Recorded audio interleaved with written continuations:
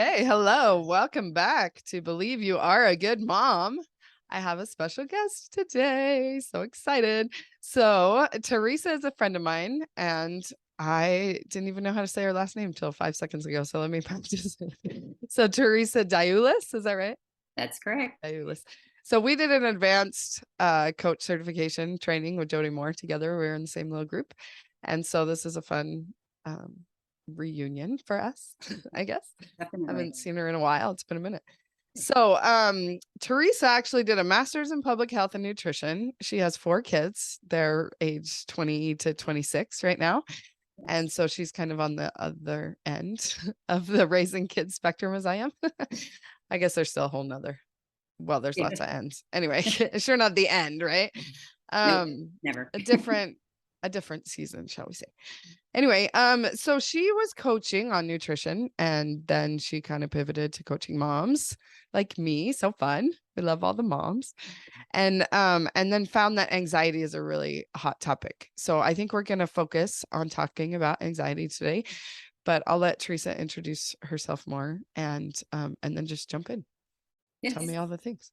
Thanks, Emily. Yes, I'm excited to be here. And as you said, I have been coaching moms who are wanting more calm and less overwhelm in their life. And I have discovered that anxiety kept coming up. So I've recently started just focusing on that. And Emily and I were talking a little bit before we started recording, and I was sharing with her that technically speaking, anxiety by definition is a noun. It's considered a noun. And I thought it was kind of funny that it's defined, though, as a feeling of worry and nervousness, usually about an event or something that's imminent. And so adds to the anxiety, no pun intended, of the fact that it's saying that it's a feeling. And when we talk about coaching, we want to define something as typically being an actual event or a thought or a feeling. So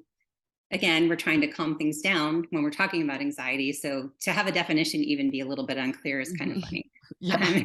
So, but we were talking about, like I said, when we talk about anxiety, I like to think of it as, I was using an example of cotton candy.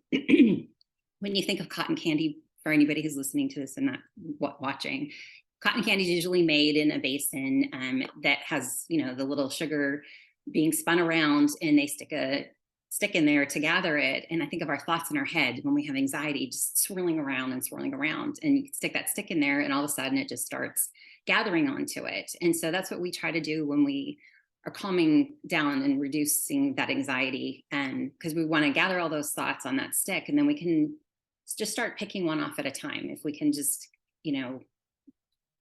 name that, whatever it is, whether it's the event that might be causing the anxiety, or just name the feeling. Because usually there's always something. Again, use cotton candy as an example, because it's cotton candy as the analogy, because it is sticky.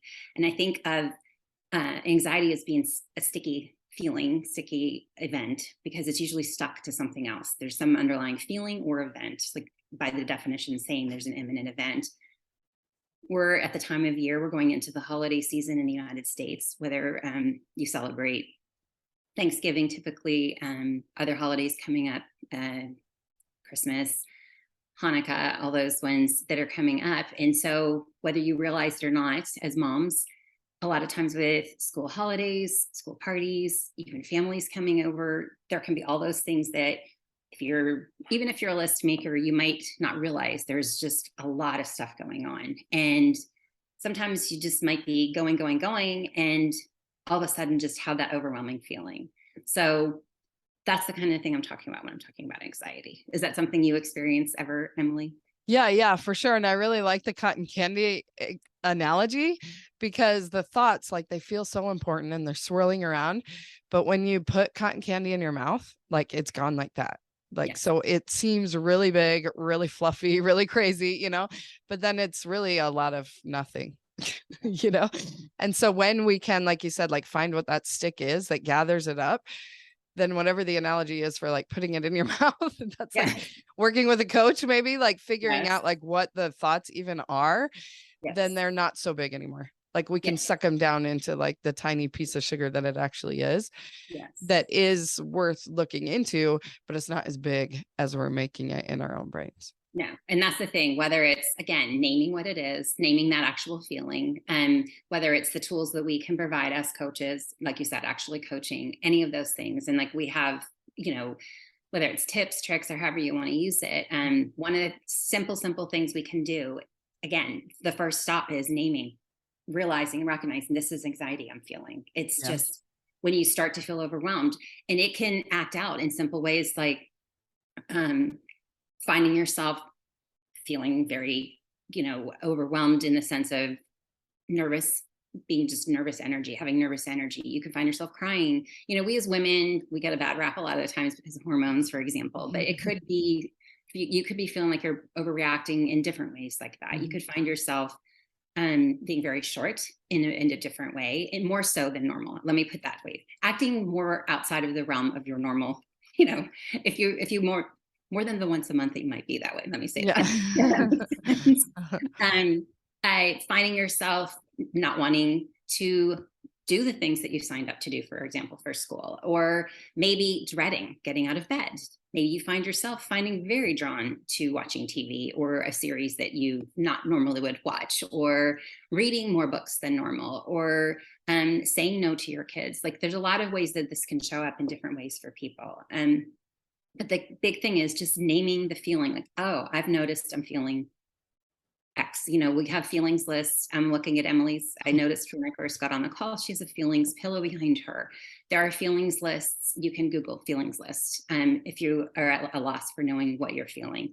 And so that's the first step, is just acknowledging it. I'm feeling anxiety. And again, if you picture yourself holding a stick of cotton candy, pick it off and just say, okay, right now I'm feeling this, and put it in your mouth. And no, a feeling is just a vibration in our body, something that we can process and feel, and it is gone. Like you said, temporary thing. It's gone in a matter of up to 90 seconds. And if you need help with that, Emily's a great coach. She's available. I'm available. We can help you process those feelings. But there's other techniques, especially dealing with anxiety. If you are with little kids, particularly, one of the funnest things, and I remember doing this, I'm dating myself. I don't know if the Wiggles are even still around. But there was a song that they sang, dance your sillies out, but even just something, do a dance party with your kids. Breaking the tension with doing something physical like that, of having a dance party with whatever song, whether it's one of your kids' favorite songs or your favorite songs, and just stopping an activity and just, come on, we're going to do this. Whether it's a dance party or taking your kids to the playground, or just getting outside to take a break for a little bit, getting some fresh air. Something as simple as that can just stop that tension in your body and break those feelings that are happening. So that's another really quick and easy way to stop that. Again, picture yourself picking off another piece of cotton candy if you want, and putting it in your mouth and making it dissolve. So you're breaking away at those thoughts that are swirling in your head. So that's just another quick tip I have for that. Yeah. So I am remembering, hold on, like 5 minutes before this call started. Yeah. I was like trying to throw the baby in her bed and get the other kid on a show, and my husband's calling me, and it was like, and I caught myself, because I'm really good at like noticing my thoughts now, because I've been doing this for many years. At first I was like, there's no thoughts, there's just feelings. It's just knee-jerk reactions. And now I've been able to slow it down and can notice what the thoughts are, like you're saying, like picking off those thoughts of cotton candy. So I have a very recurring thought that leads to the overwhelm and the anxiety that you're describing, is I don't have time for this. So I was like, oh, I started getting ready for this like way too late. I have to change my shirt and and put some earrings on and all the things, and I'm like, I don't have time for this. So like try to find the remote to turn on a show for her and like talk to my husband. I just was like, I can't talk about this right now. And I'm like starting to get all frazzled. And so I let myself feel the feelings and then figure out like, what am I thinking? And sometimes I don't have to really dig too deep in my brain, because it already came out my mouth. I usually like say what I'm thinking, and that's when it clicked for me, is because I said that phrase. I was like, I don't have time for this. I was like, oh, I know this thought. I've worked with this thought a lot, especially getting ready for church. Good night. Like that is a huge triggering moment for moms. And so I do have time for this. I have the perfect amount of time. I breathe. and kind of calm my nervous system that thinks it's Yes. like fire if I'm late for this call with Theresa. Yeah. It's like she'll be okay if like I'm 1 minute late. And I, of course, wasn't even late. I'm just the type that's like, if I'm not early, I'm late. And Yeah, so I have to exactly. remind myself because the clock does not need to rule my life. I can rule the clock, things like that, that I've come up with that kind of remind me, Yeah. Well, and what like you said, dissolve the cotton candy. yeah, and what you said is exactly, I mean, breaking that, like, because you even speaking that out loud, because that's, a great technique.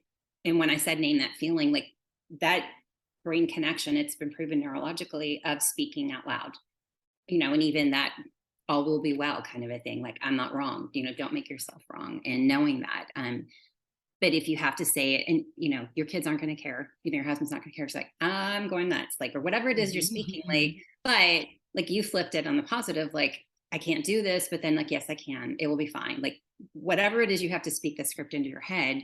Again, you're eating up, if you really want to picture the cotton Candy. candy eaten completely up, that's fine. Because you can just go ahead and get another one. Yeah. Getting all those thoughts and collecting them, or whatever analogy works for you. Yeah. And I think that thing, and this is something we learned, we think about a spectrum. At one end, it's all of those thoughts, and the other end is having them completely gone. And again, it's going to keep replenishing. We don't need to aim for it to be completely gone. We just want to try to be somewhere in the middle, because that's where we're going to get the most empowerment for ourselves, is knowing we don't have to have it all figured out. We don't have to have it all gone. We are just wanting to create some calm and breaking that pattern. You made the comment, you had that repeated. Typically, we learn that having the same thought over and over again becomes a belief. But in this case, I don't think it's a belief. I think that's the difference with anxiety and having feelings like this. And in your case, I mean, again, you used a great example, getting ready for church, because church happens, for some people twice a week, some people it's more than that, but at least once a week most of the times. And so I wouldn't call it a belief in the sense of it's more a habit, I would say, more likely. And so when we know it's going to happen, and as we also know, a lot of times things happen outside of our control. What happens if everybody's ready and all of a sudden somebody trips and falls, they get hurt, or all of a sudden I've had this happen, someone spikes a fever, and then it's like, okay, now what? Who's taking who and what's going to happen? Like, we are managing so much in our minds all the time, as moms especially. And I'm not discrediting, because some dads are doing the same thing, whoever, but we're talking as moms right now.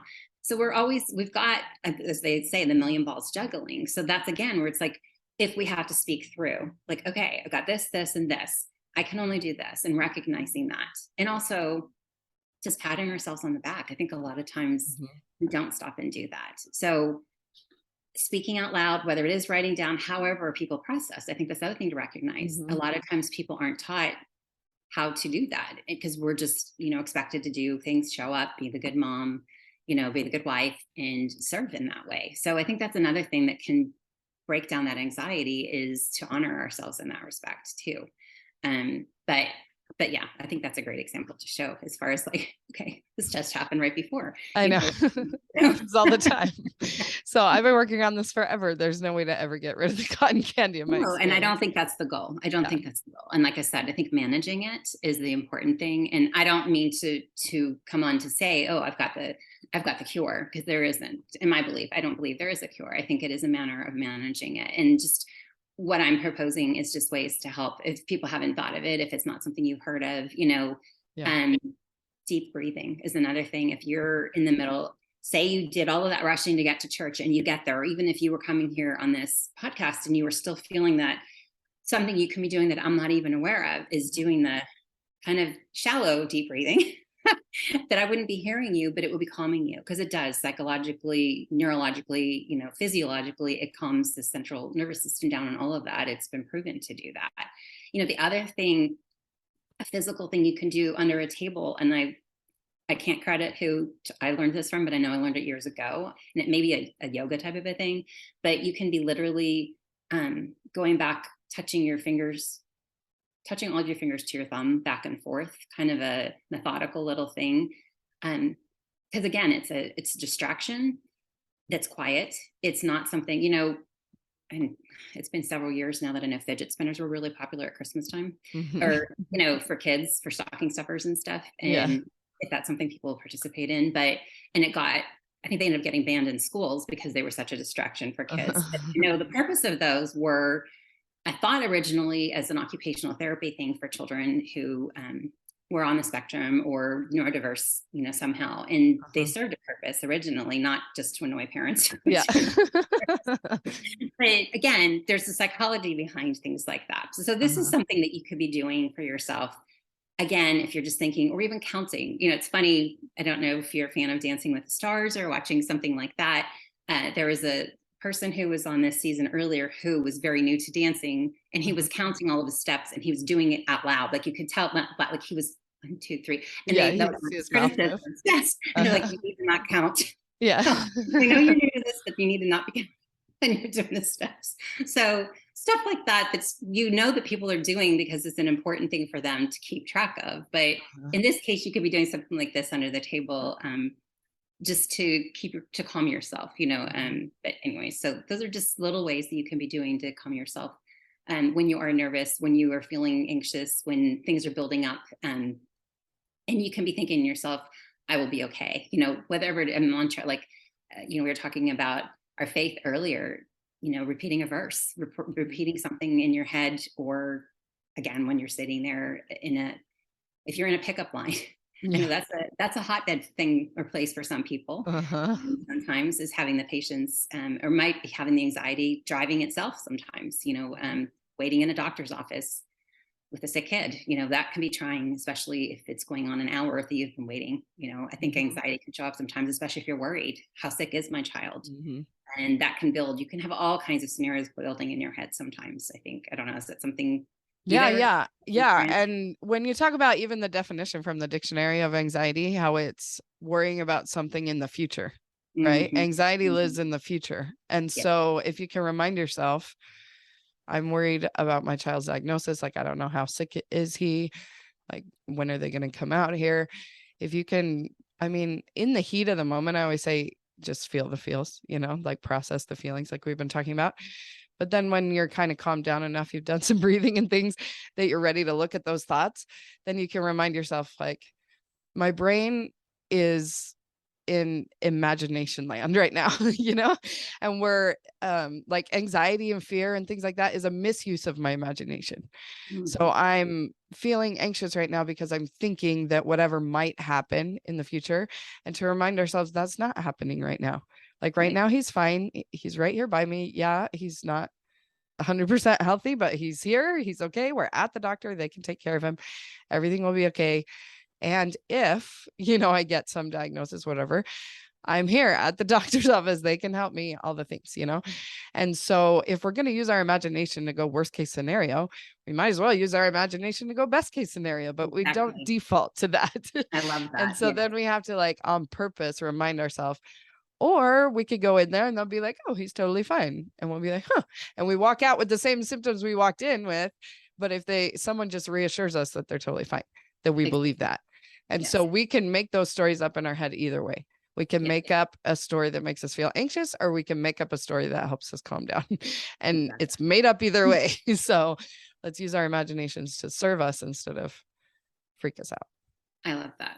And again, we talk about, in general, how do we want to show up? We decide how we want to show up, ahead of time, and that's something we can practice as far as saying, at any point in time, make that decision, every day, how do we choose to live our lives? I want to show up today. We don't choose to have these triggers, that make us anxious. And I think that's the thing, to not judge ourselves, like when these things happen. But if you decide ahead of time, kind of like when your child gets sick, typically, if they have a fever, some thinking might be to not give them Tylenol, for example. But if you have a regimen, let's just say you have a regimen for when your child, say, let's put it this way. If your child has asthma, you have medicines to give your child who has asthma.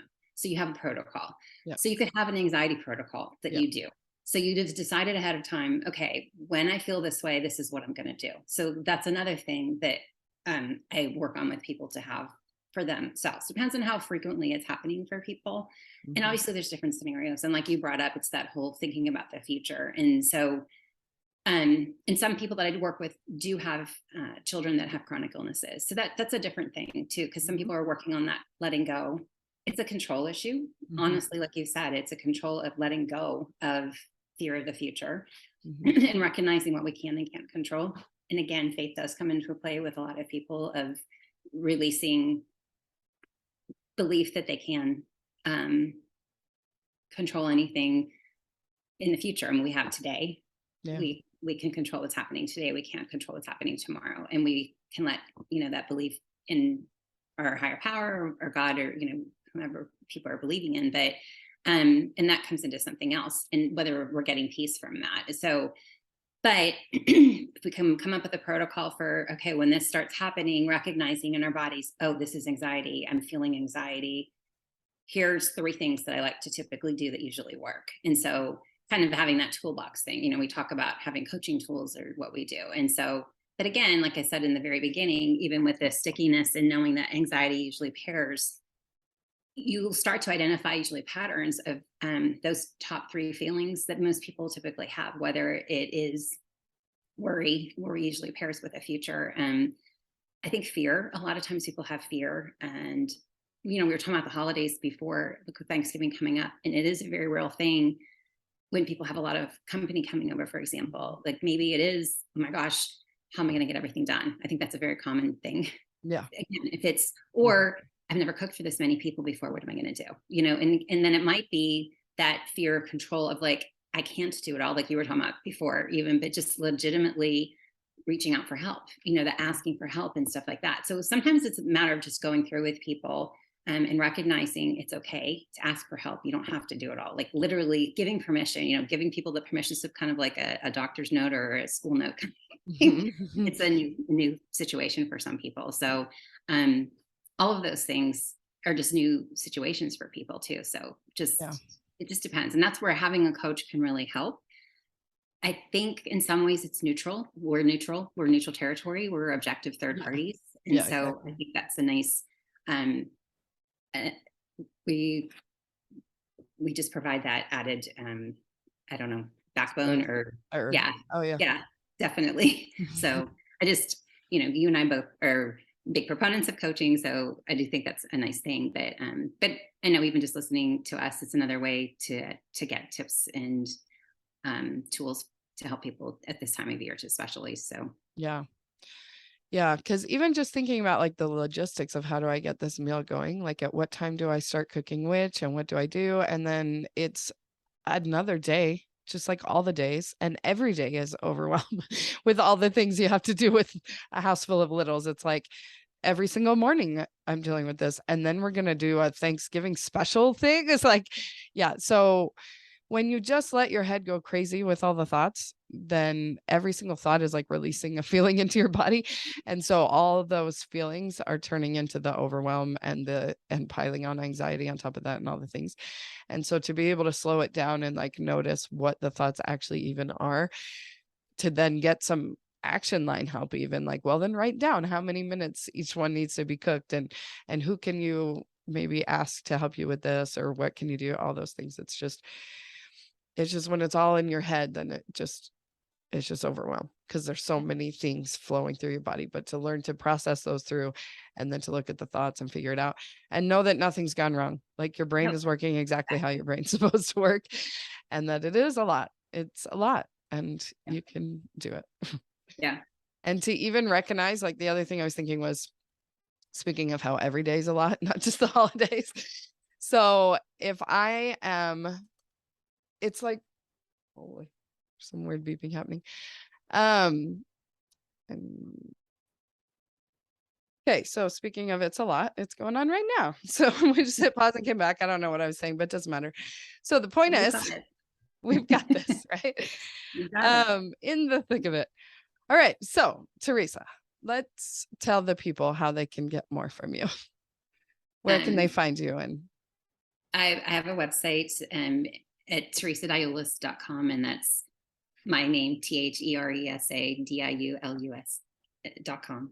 And I don't have much on my website other than there is the way to schedule to set up a consult with me or sign up with me. Like I said, this anxiety program I have, it's just new. It's a 4-week program, and for the price of a cup of coffee, you can sign up for a session. It's a beta program, so this one is new. And I'd be happy to coach with you otherwise too. But so And I just wanted to reiterate with anxiety, just the reassurance that you've got this, and you just remind yourself of that. And again, having that protocol set up. The other thing I was going to say is to just remember to start small and name those feelings. Like you said, the calm is what creates the reassurance in your body, and to remember that naming the feeling is the big thing. Think of the stickiness with the cotton candy, that it's paired with something else, that having anxiety is just a general term, but that there's something underlying. There's either that feeling or the thought that's coming with it. And to dig deeper a little bit to see what it is, just notice it and say, I'm noticing, I'm feeling this. And Yeah. you're kind of breaking, you're piercing through like a balloon, like you're popping the balloon of anxiety when you notice what's causing it by noticing what the thought is or what the feeling is. So you're gaining that control. The control that you're seeking is there. And Yeah. yeah. I love that we're talking about cotton candy and balloons and things. And so that helps because it just feels so heavy sometimes, you know? And of course, I think we talked about this before we even hit record. So let me just clarify that we're not talking about like clinical anxiety, that you definitely would want to see a therapist or a doctor and get medication to help with any sort of like chemical imbalance or whatever, but just the regular feelings of everyday day life, you know, that they just pile up, and they, you know, resisting them especially makes them persistent. And so Yeah. learning how to manage them is awesome, and it's been life-changing for both of us, and that's why we love to share it with other Yes. people. So awesome. Well, thank you so much for being here. This was so fun. Yes, it was. And I will see you all later. I'm like, this is a podcast. I'll hear you later. You can hear me later. Anyway, okay, till next time. You are a good mom. Bye.